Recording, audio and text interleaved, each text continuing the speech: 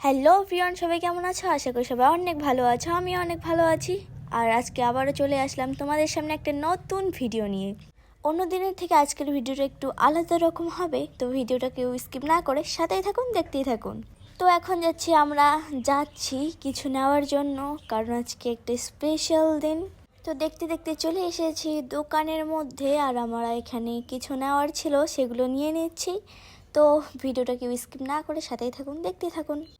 তারপর আমরা এখানে দেখতেছিলাম কি কি নেওয়া যায়। যা নিয়েছি আমাদের সাধ্যের মধ্যেই নেওয়া হয়েছে। যতটুকু পেরেছি আমরা আমাদের মধ্যে ভালো করে গড়ে তোলার চেষ্টা করে যাচ্ছি।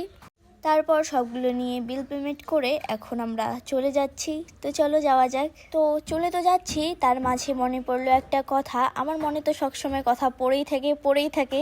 তো তারপরে আমরা ভাবলাম যে যার জন্য এত কিছু করলাম তার জন্য কিছু গিফট না নিলে কেমন হয়। তো তারপর আমরা গিফট চয়েস করা শুরু করে দেই। চয়েস হয়েও গিয়েছে। এখন চলো বাড়িতে যাওয়া যাক।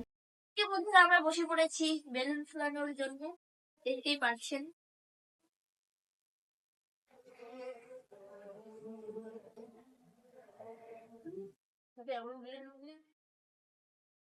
তো কারো মনে যদি প্রশ্ন জেগে থাকে যে আপু কিসের জন্য এত কিছু করা, তাহলে আমি তাকে বলবো যে আজকে আমার ভাগ্নির বার্থডে, এর জন্য একটু ছোটখাটো আয়োজন করলাম।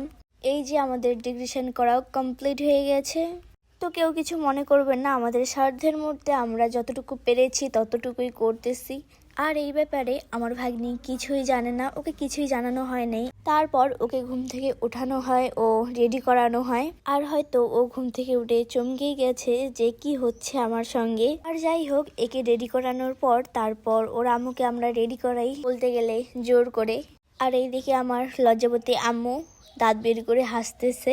তো এখানে সবাইকে আমরা একসাথে করে দেই, তারপর আমরা গিফট দেই। তো দেখতেই তো পারছেন সবাই।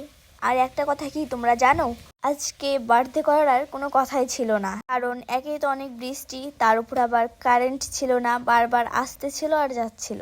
বলতে গেলে অনেক কষ্টেই আমরা আজকে এই সেলিব্রেশনটা করতেছি। এই যে দেখতেই পারছেন আমাদের কেক, কেমন হয়েছে কমেন্টে জানাবেন। তো মেয়ের পাশে দাঁড়িয়ে আছে তার আম্মু এবং আব্বু। তারপর কেক কাটাকাটি শুরু হয়ে গেল।